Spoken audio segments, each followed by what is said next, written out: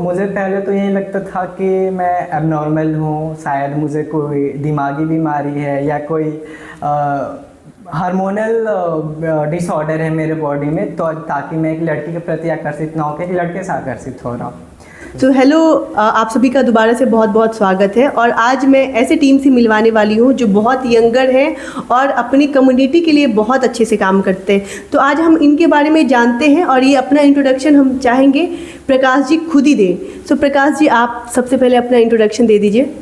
Hello, I am Prakash and I am a gay and I socially accepted that I am a gay. Okay, so जैसे प्रकाश जी ने बताया, ये गे community से belong करते हैं और अपने कम्युनिटी के लिए ये बहुत अच्छे एक्टिविस्ट हैं, अपने कम्युनिटी के लिए काम करते हैं।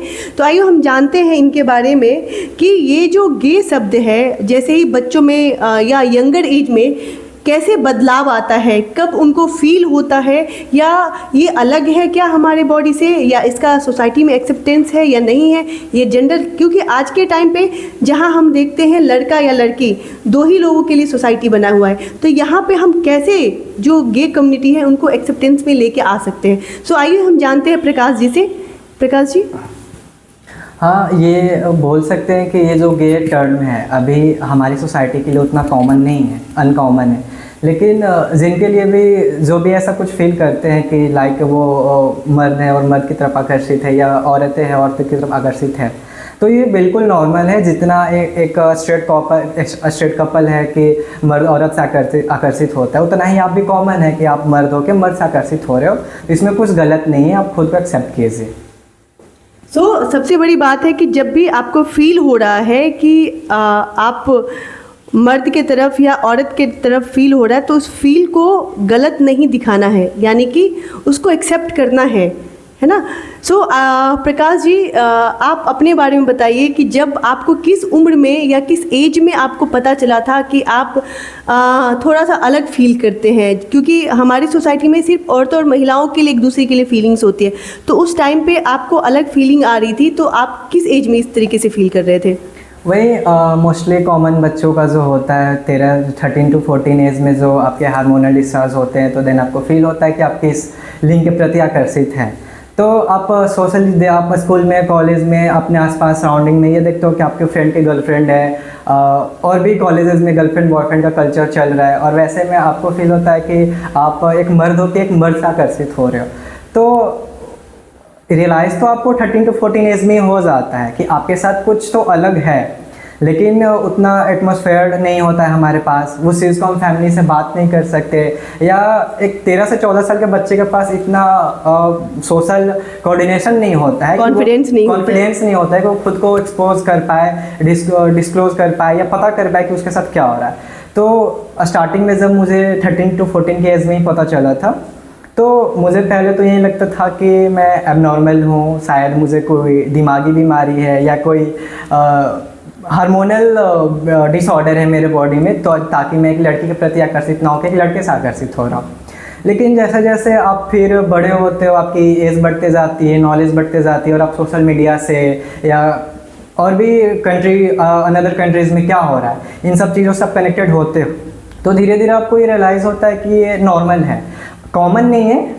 अगर आप ये नहीं बोल सकते कि हर गली पे, हर चौराहे पे जहाँ पे आपको गर्लफ्रेंड बॉयफ्रेंड देखने को मिल जाते हैं, वहाँ पे आपको बॉयफ्रेंड तो बॉयफ्रेंड मिल जाए, नहीं दिखेंगे, बट अनकॉमन भी नहीं है, और आप बिल्कुल भी बीमार नहीं है, आपको कोई मेंटली डिसऑर्डर नहीं है, ऐसा कुछ भी नहीं है।